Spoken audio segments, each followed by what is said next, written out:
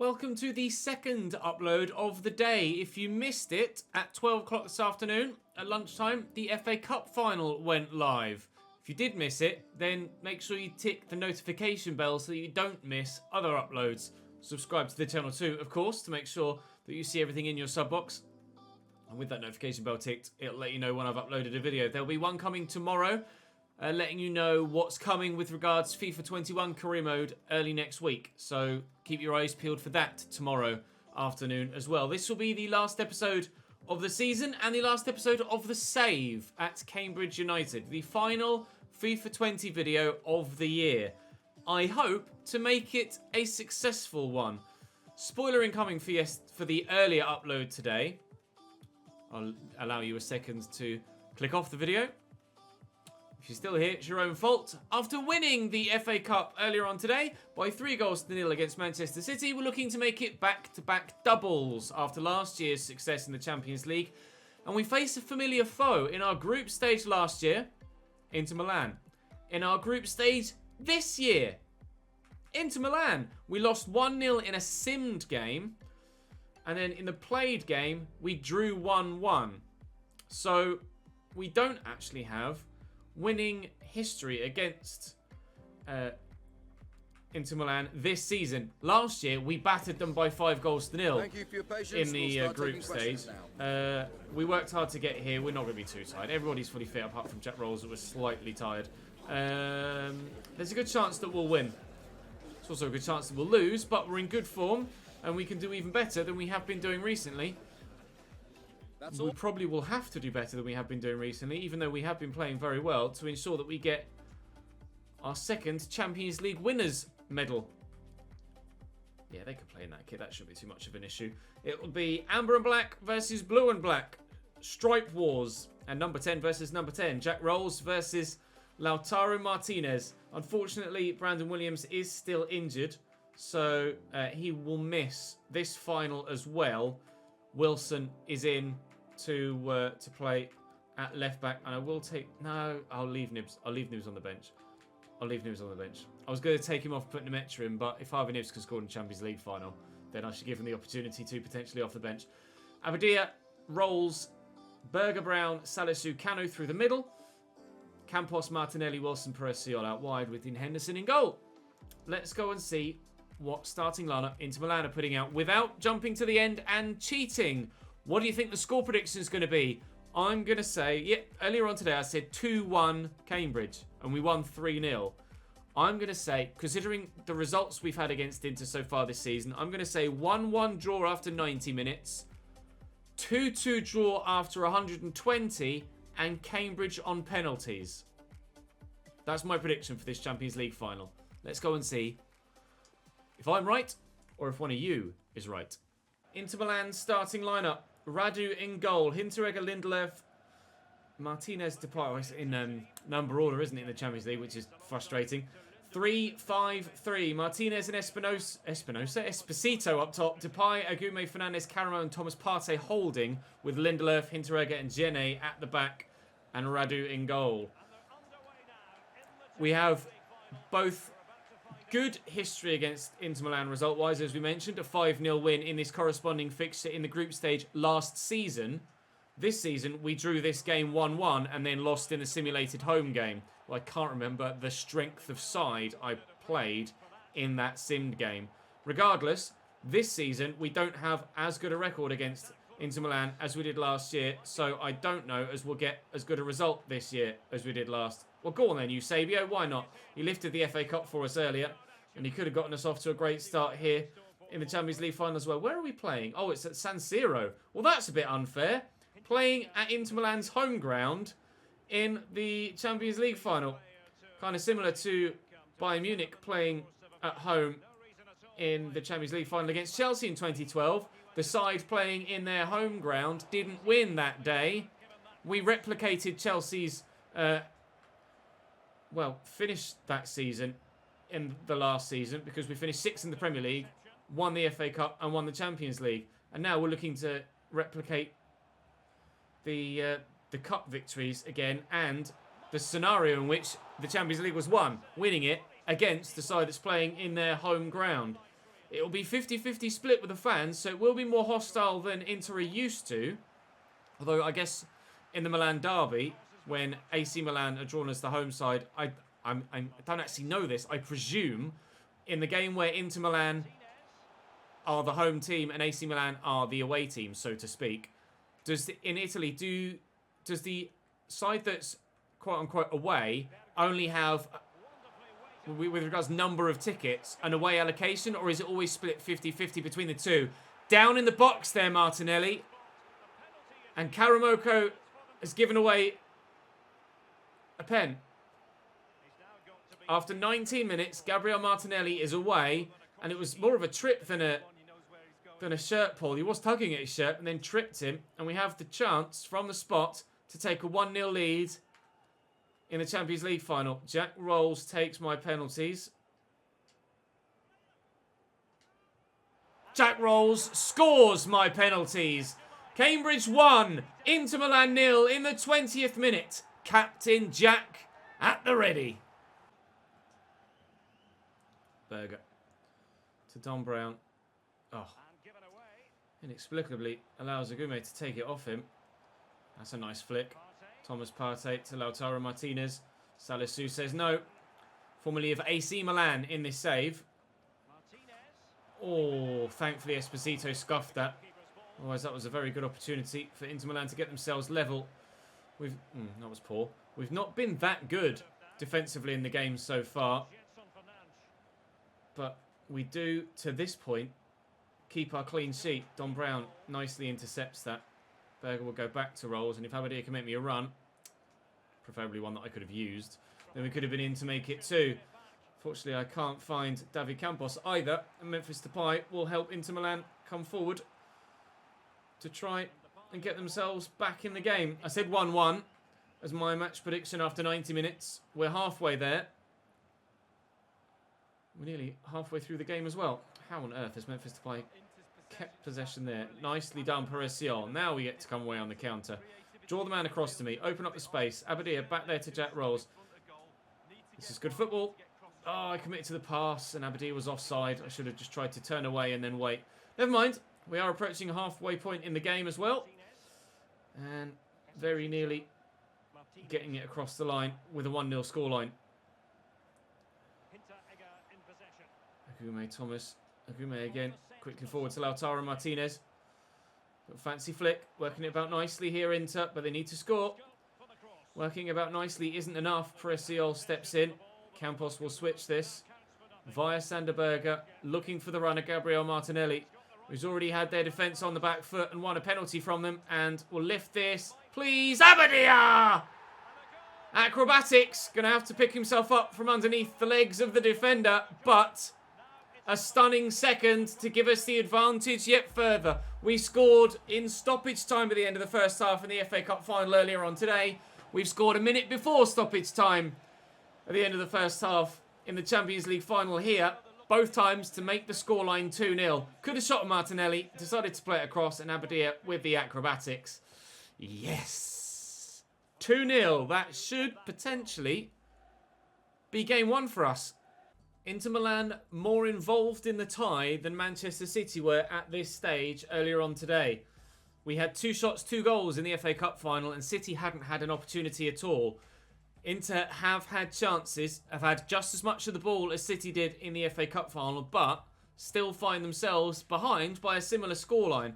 But they do look more dangerous than City did earlier today. We're going to have to keep our guard up and ensure that we see this through, just like we did this afternoon. 45 minutes between us and another FA Cup and Champions League double. Nice tackle by Sander Berger. Dominant. Absolutely dominant. Oh, Abadia just gets that to Martinelli. It was a bit of a loose pass, to be fair, from Jack. But he can slot through and maybe get himself an assist here to go with his goal. No, can he get a goal to go with his goal? No, can't do that either. That would have finished the game off right at the very beginning of the second half. But Inter stand firm. That's a Perez-Sion. If you can draw one defender away, then it really does open up so many opportunities in behind. But you have to let Inter come on to you first. Because if they just sat defensively, then Karamo and Depay on the far side all keep themselves tucked in as wing-backs, and they actually have 5 at the back. But if you let them attack, then they're left with the 3 exposed, and that's how we've found good success so far in this game. Esposito to Caramo. Turns well. Oh, it's going to float all the way to the back post. Depay will keep it in. Cross to come in perhaps from the Dutchman, who's rumoured to be leaving Lyon. Been linked with Real Madrid, Memphis Depay. In real life, this is. Wait and see if he gets a move away. Didn't quite work for him at Manchester United, but certainly been a star at Lyon. Looking to... Oh, Esposito's gotten lucky, but Dean Henderson's in the way. He is genuinely a really good talent, Memphis Depay.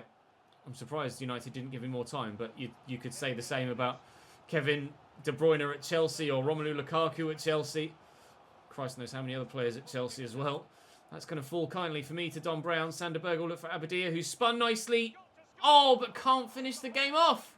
Off the post. 20 minutes to go. Inter Milan getting a little bit lucky here. They could be dead and buried, but the woodwork coming to their aid. Still 2-0. Out to Caramo. To Jenson Fernandez. Jason Thomas. This is good football from Inter. If they score now, there's certainly plenty of time left in the game. Plenty of time left in the game. Jenson Fernandez. Back to Thomas Partey. Agume. Memphis is available out wide. Quickly to Lautaro Martinez, who's turned well and finishes even better. Derek Ray's right. You can't declare this contest over. Inter Milan back in the game with 11 minutes to go. Really well worked. This turn from Martinez just there. That's what opens the space. Sends Salisu and he buries it. His, how many? 8th goal of the Champions League season. Quite a good return in this competition. Sees Inter Milan have a fighting chance. Verasiol driven into Abadia, who's turned well. Looking for Jack. Cleared away by Jene, but for a corner? For a corner only. Wow. Whipped by Martinelli. Underneath this Cano, it's going to fall. Oh, but I couldn't see where it was going to fall. Oh, Esposito inexplicably just heads it straight back to me. You can't be doing that, Inter. Not when you're losing and you need to keep possession. Oh, he's just ripped. By the time he got this pass away, Don Brown had run offside. It took him an age to get that down out of the air. Thomas Partey going off for Inter Milan as they make a change in their midfield. It's Rafinha that's come on. Certainly is an attacking change. Not sure if it's instigated a change in formation for Inter Milan, perhaps. Rafinha's a winger, of course. Has it? Yes, they've gone 3-4-3. Rafinha on the left, Martinez through the middle, and Esposito on the right. Angel Correa has also come on, as has Blas. So Depay and Caramo also depart. But there's only 3 minutes to go.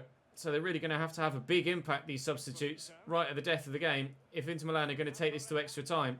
I did have 2-2 in my predictions, but that was for at the end of 120 minutes, not at the end of 90, and we might not yet get there. We just got to see this across the line. In stoppage time, at the end of the second half, Wilson makes a very important tackle. It was his goal last year against Manchester City that won us the tie. It's his tackle here that may well have just sealed it for us this time around. Awful second cross, but the whistle goes. And for the second season in a row, that man will lift the Champions League trophy for Cambridge United. Jack Rolls set us on our way with a 20th minute penalty. And in back-to-back years, we lift the greatest trophy in European club football. Yes! Best ever league finish. Back-to-back cup doubles of the FA Cup and Champions League. It's a strong finish to the RTG. Unfortunately, not able to win everything. But sometimes that's the way it goes. Rather understandably, my attention is diverted to the capture event for FIFA 21. And like I say, an update video on the channel tomorrow afternoon to let you know what's coming and when it's coming. So keep your eyes peeled for that. But Jack Rolls scored the pen. Still wearing the captain's armband. He went off, so couldn't lift the FA Cup. But he does get to lift the Champions League for the second time in his career as a Cambridge United player. we win the Champions League 2027 and 2028. That'll do. That'll do very, very nicely indeed. I'll skip to the end of the season and I'll show you a final season and save rundown. In the rocks, raining. Awful conditions, unfortunately, but I'm sure they don't care. We win the Champions League for the second season in a row. We win the FA Cup for the second season in a row. I'm going to jump to the end of the season now, to the end of the save, and we'll round out what's been another very successful RTG series thanks to your support. I'll see you in a moment. Oh, yay! Okay, cut. Here we are then at the end of Season 9.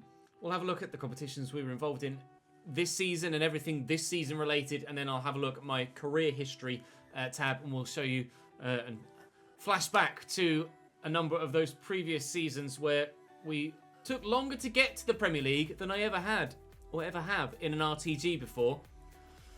And it's still been a very successful save as far as I'm concerned. 2 FA Cups, 2 Champions Leagues, regular European football, 3 seasons in a row, or would have been if we'd continued into Season 10. Very pleased with the save, to be fair. Not as successful as you'd say the Leeds one was, obviously winning the Premier League there, but having come from League 2, I think we can still class it as a successful RTG. Finishing in first is Chelsea this season in the Premier League by 3 points from United. We tried our best. We closed a 13-point gap down to a 5-point gap in the final few games, and Liverpool bottled it well and truly. They finished 4th behind us in the end. City only 5th, Arsenal 6th, Everton 7th. Sorry, Spurs 7th, Everton 8th, who will be my first team of FIFA 21, of course. Relegated on the final day, Brighton, and Leeds survive. West Ham and Crystal Palace also going down, unfortunately for them. In the Community Shield, we lost that to Chelsea, annoyingly, by 2-1. FA Cup, though, of course, in today's earlier episode, we were victorious there. The Carabao Cup, Manchester City won that one. We were knocked out early doors in this competition. I can't quite recall who it was. Oh, it was City by 3-0. Audi Cup pre-season tournament, Inter Milan. Oh, I'd forgotten we had Inter. We played Inter Milan a lot recently, haven't we? European Super Cup final. Unfortunately, didn't win that either. Champions League, however, we did win in this episode by 2-1 against Inter. And in the Europa League, another English victor. Arsenal win 2-1 against another Italian side as well. So pleased to see another English side win that particular competition. With regards the player stats and the top goal scorer for the Premier League, he gave it a good old go, Aberdeen, but in the end finished 1 behind Frenkie de Jong. Frenkie played every single game, all 38 matches in the Premier League. Had Aberdeen done the same, probably would have won the Golden Boot. 26 goals in 35 games to de Jong's 27 in 38. Pulisic wasn't far behind with 23 in 38. Rashica, Osimhen and Greenwood all on 20. Martinelli scored 15 for us this season. Very, very good season for him. Don Brown with 15 as well as his first year back at Cambridge United. Really pleased with the side we created here. Jack Rolls still with 10 goals in the Premier League. Assist-wise, Aberdeen up there with 17. Phenomenal season for him again. Brown with 14. Sander Berger with 13. Martinelli with 12. A great debut season for him in a Cambridge United shirt. Really pleased. Golden Glove-wise, Stefan with 15 and Henderson with 8. No Golden Glove. Stefan might have done it if he'd have played every game. Might have gotten to 19. Maybe not. I'm not sure. Can't really tell, really. I tend not to have a bad disciplinary record, so we don't need to look at that one. But with regards to the other leagues this season, and this is something I'm going to do on FIFA 20 as well, is check and see what sort of points tallies there are in FIFA 21 to see if it's broken or not in that game mode, or in that game. Brentford and Middlesbrough win. Automatic promotion to the Premier League. Stoke, Huddersfield, Fulham and Bristol City will play it off in the playoffs. Very tight race for that second spot, as you can see. Middlesbrough only getting it on goal difference. Relegated from the Championship, QPR, Bolton and Shrewsbury, and all three of them, to be fair, away off the pace. In League 1, Hull on 115 points from Wigan on 100.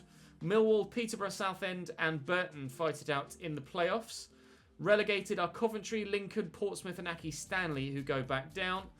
Sunderland win League 2, so they're back up into League 1 and only down at the bottom of the Football League for one season. Still, Sunderland in League 2. Colchester and Exeter also winning automatic promotion. Bury, Oxford, Crewe and Salford in the playoffs. And should there be the non-league in FIFA 20, I may do a series on FIFA 21 with modded leagues and start in the conference or conference north-south. Potentially a FIFA 21 series that could happen. Morecambe in 23rd and Northampton in 24th would have been relegated had I had a mod like that installed. In France, 103 points for PSG ahead of Lyon from Lille. Monaco in 4th. In the Bundesliga, Bayern win by a margin. 14 points back to Leverkusen. Dortmund only 5th. Lost 10 games, Dortmund. That's an awful season for them. In Serie A, AC Milan by 2 points from Inter Milan. By goal difference to Roma. Juventus only 4th.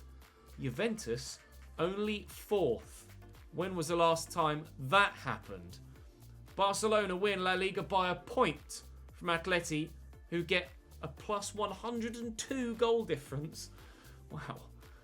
From 3 points from Real Madrid, Valencia on 94 points.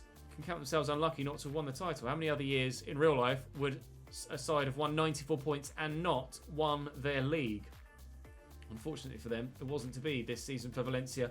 With regards to board objectives, our overall managerial popularity rating is 88, which I think is the highest it's ever been. I think. Youth development-wise, we've not cared to do that for many a year now. Brand exposure-wise, we did the top one, and we'll have done the bottom one once we get all the prize money for next season in as well. Financially, we're able to do both of those, which is great. Domestic success, we did both of those. And continental success, we did that one too. So a very successful season. Very successful season. We'll have a quick look at the squad hub to show you how everybody ended up rating-wise, and then we'll go through our seasons in the kind of career history tab and see what we did and what we achieved all told in this save. Dean Henderson, 31 years of age, no growth or decline for him this year. Rodak, also 31. No growth or decline for him either. Still got Mitov at the club. Similarly for him. Stefan, the man that played most games for me, went down one. Dynamic potential. Callum Burton, also 31. Still at 64. Will Norris at 67 rated. His kicking went down 4, but his overall stays the same. So why is Stefan dropped? Maybe that's something I could look into for FIFA 21. Marcus Wilson up 3 to 85 rated. Really, really solid regen. We've had a number of solid regens this year. Occasionally, or most often than not, I get kind of 1 or 2, but we've had a number this year that have been really, really good in this RTG. Brandon Williams, 86 rated. No growth or decline for him. Sweeney, 72. Could have got him some loan football. Did he play at all for me this year? One game in the Audi Cup, and he got 5.3. Sorry, Sweeney. Eusebio Cano up 3 to 85. Rock solid as ever. Salisu up 1 to 85. Really pleased with him, and certainly a player to look to in FIFA 21, although he's recently moved. I think it's Southampton, isn't it? Salisu. Yes, Salisu's gone to Southampton. 21 years of age in real life. Obviously 29 here in this save now. Harry Darling, 63 rated still. Still at the club though, but no football forever. Chris Mepham, 81 rated, no growth. Nathan Collins, 78 rated, no growth. Dominic Wright, 74 rated, no growth. Peresiol up 2, however, to 85 rated as a really solid right back. Carl Noyle, 68, no growth. Davies, no growth. Pro Rock. Sander Berger, no growth, despite playing, actually a little bit of decline, despite playing as many games as he did. 34 of my 38 Premier League games. Sometimes I think dynamic potential doesn't work properly. Although, to be fair, I am using mods, so that might affect it slightly. Oliver Skip up 1 to 81. Tate also grew a little bit. Charlie Robinson out on loan. Not sure how he did. I can't tell because FIFA's FIFA and you don't get to find out that sort of stuff. Ethan Clark, no growth or decline from him, but he did get an important goal in the FA Cup, and in the Carabao Cup. 3 assists in the Champions League group stages as well, so fair play to him for that. Griffiths, no growth or decline there from his loan spell. Yves Basuma down 1, unfortunately missed the majority of this season and missed a big chunk of last season through injury as well. Palomino, nothing for him. Don Brown up 4. After getting that one-off bump at the beginning of the season where he went up 4 ratings in the space of a day, no further growth for Don Brown. 15 goals, 14 assists though. Sander Berge got 21 assists. Wow, all told this season. Great year for Don Brown. Another great year for Jack Rolls as well. Up 1 to 82, but played much, much above that. 10 goals, 7 assists in the Premier League. 12 goals, 9 assists, all told in all competitions. Getting a goal in the Champions League final. Really pleased with him again. Evans, not as much football this year. David Campos, my highest rated player. Ballon d'Or winner. First time I've ever had a Ballon d'Or winner in an RTG or any save, I think. As far as I can recall. 17 goals, 8 assists in all comps. Brilliant player. I'd say I can't recommend him highly enough, but you can't get him because he's a regen. Sorry, lads. Giovanni Reina up 1 to 82. Still out injured. 1 goal, 2 assists in the Premier League. 3 and 8 all told. Would have liked a bit more, but to be fair, very good in Europe. As you can see there, 1 goal, 4 assists. Baronechea up 1. He was a really good player for me. 6 goals, 3 assists in all competitions. Gabriel Martinelli, very, very good player. Can't recommend him highly enough, and you certainly will be able to try him out. 88 rated, only went up 1, but 21 goals in all competitions and 15 assists as well, to show you how good he is for me to get that sort of return from a wide player, which I don't normally do. David Campos and Gabriel Martinelli proving their worth. Harvey Nibbs, 1 goal, 2 assists. Well done. Lucas Nemecha, 10 goals, 2 assists. Very good in Europe, very good in the FA Cup, not much so in the Premier League. Brian Son up 5 to 85. Our biggest growth this season from Brian Son. 11 goals and 3 assists for him. And Abadia up 3 to 89. That happened in between the Champions League final and now. 89 rated now, Agustin Abadia. 26 goals and 17 assists in the Premier League. 34 goals, 21 assists all told. Averaging a goal contribution more than once every game.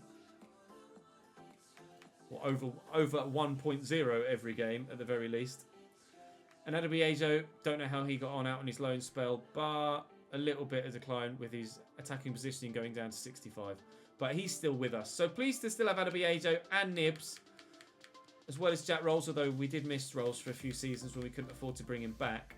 Obviously, we've still got Leon Davis, Kyle Noyle, and Harry Darling, as well as the 2 goalkeepers in Burton and Meatop. And we brought Will Norris back, of course, former Cambridge United player that's come back to us. So that's how the squad is. Some world-class players in there. Some of the best on the planet in David Campos, Don Brown, Abadia, Martinelli. Incredible players. Incredible players. But how did we do throughout the course of our entire career? That's the question. In our entire career, we managed 1 club. Obviously, it's a road to glory. 2 domestic cups won, both FA Cups. 2 continental cups won, both FA Cups. Our biggest ever victory, 7-0 against Burnley in that simulated game towards the end of this Premier League season. Our biggest ever defeat, 6-0 to Southampton in 2023. Yuck. Record transfer fee of £60 million. I can't recall off the top of my head who that was for. And the total earnings, I'd love to see that in my bank account. £6 million. I'd love to see the 97 grand in my bank account. £6 million. Club record over the course of 9 seasons. 527 games played. 270 wins. That's just shy of a 50% win percentage. You guys will have to let me know what that is actually with regards to win percentage. I'm sure David will let me know in the comment section. I'm sure the rest of you will be able to do the maths as well. Drawn 109 games, lost 148, scored 822 goals, conceded 564. So a goal difference over the course of 9 seasons of plus 258. Not bad. Not bad. In our first year, the objective was to avoid the bottom part of the league finish. So basically avoid finishing 23rd or 24th. We did that. We were in the playoffs. We lost in the playoffs, unfortunately. Playoff promotion final. Defeat. Man of the match. Manager of the month. Man of the match. 1 award. Record transfer fee receivers 240 grand. We finished 4th in the end in that season. Decent year for us. Unfortunately, couldn't get promoted in the first season, but we were able to in the second season. They wanted me to finish mid-table. We were able to do that again. Won Manager of the Month. We paid 900 grand to bring Adebayo back to the club and raised more than half of that fee from selling Makeka. Got to the quarterfinal of the leasing.com trophy and basically didn't do anything in any of the cups. Finished 5th in the league, but did get promotion via the playoff final win. And actually, I think the record was very similar. 25 wins in 59, 25 wins in 57. So not much improvement from season to season, but we made it into League One for that next year. Finished mid-table as what the board wanted. Yes, we won promotion via the playoffs in League One. Will Norris came to the club for 600 grand. We sold Samir Carruthers for £750,000. Finished in 6th and won promotion to the Championship, where they wanted me to finish mid-table. We achieved that. We signed Rolls back for 9.5 million, but lost Don Brown to Liverpool for 24 million. He said 24 million pounds. We finished 5th in the playoffs. Didn't get promotion. They wanted me to fight for promotion the next season in the Championship. We got to the semi-finals of the FA Cup, which is the furthest we'd ever gotten in that competition. We signed Yves Bissouma for 16.2 million. We sold Lewis Page at left back for 11.1. Finished 3rd in the Championship and won the playoff final. We were finally a Premier League side. They want me to avoid relegation. We signed Chris Mepham to help us do that. We sold Ryan Schofield to help us do that too. We finished 14th in the league after losing more games than we won. Certainly our least successful season with regards actual results, but we survived in the Premier League. Delighted with that. Got to the final of the Carabao Cup and lost on penalties to Liverpool. Yuck. Finished mid-table was the objective the next season. We paid £32.5 million for Sander Berger. That was his release clause at the time, of course. Got to the semi-finals of the FA Cup again. Defeat again to Bournemouth again. Sold Todd Cantwell for £15.7 million. Finished 4th in the Premier League and got European football for the next season for the very first time and won 30 of our 49 games. Then they wanted me to finish in the Europa League spot. We didn't do that. We finished 6th in the Premier League in 26-27, Season 8. But we won the FA Cup. We won the Champions League. Salisu was signed for 24 million. We didn't sell a single player. Finished 6th, but qualified for this season's Champions League. And then got our best ever league finish. 3rd in the Premier League in Season 9. We got to the final of the UEFA Super Cup. We lost it, but won the Champions League again. We got to the final of the FA Community Shield, but lost it, but won the FA Cup again. So we would have been in both of those Super Cup and Community Shield finals next season. But unfortunately, obviously, we're not doing another year here as FIFA 21 capture event is taking up all my time now. We signed Martinelli for £60 million. My God, was that worth every single penny. We didn't sell anyone again. And we won 48 of our 67 games in all competitions with a goal difference of plus 91. It's a hell of a successful season. And to miss out on the Premier League by 5 points is gutting. But such is the way of things. And I'm still only on 13 grand a week. I guarantee you, any manager in real life that's won 2 Champions Leagues and 2 FA Cups and is managing in the Premier League isn't on 13 grand a week. I wish I was on 13 grand a week in real life, though. That'd be nice. I wish I was on £1,300 a week in real life. That'd be nice. Regardless, that's how the season ends. That's how the save ends. That's how FIFA 20 ends. Thank you very much for all of your support again on a Cambridge United road to glory. It's the first time we've done it in back-to-back years. I may do it again next year. I might take a break. I might do that PC mod extra leagues, take someone from even further down all the way through the leagues series next season. Depends how good the mods are. But of course, we'll start on console for FIFA 21. And I'll be doing the capture event on console on PlayStation 4 as well. I'll upload a video tomorrow letting you know what is coming and when it's coming with regards to that FIFA 21 capture event, and let you know how much of your feedback I've taken on board from the previous episode I did. And I will see you then. As an extra note, the F1 content will now be on the second channel after tomorrow's episode. Tomorrow's Canadian Grand Prix will be the last F1 episode on Chesnoid Gaming. It will be moving to Chesnoid Plays from there on in. Do be aware of that. And I'll mention that in the episode I upload tomorrow as well. But for now, thank you very much for watching. Thank you for showing your support on FIFA 20. It hasn't been, in all honesty, as big a success as I'd hoped. But with the issues that we had at launch, it killed my year right off the bat. When we lost European football in a Chelsea save, first season, growth died and views halved. We had basically 2 or 3 weeks of FIFA 20 where the channel was growing well. Hopefully FIFA 21 could be a full year of the channel doing well and growing well. Join me for FIFA 21 in the capture event footage next week. Join me for FIFA 21 when it launches at the beginning of October. Join me on stream now, link in the description down below. I'll see you next time.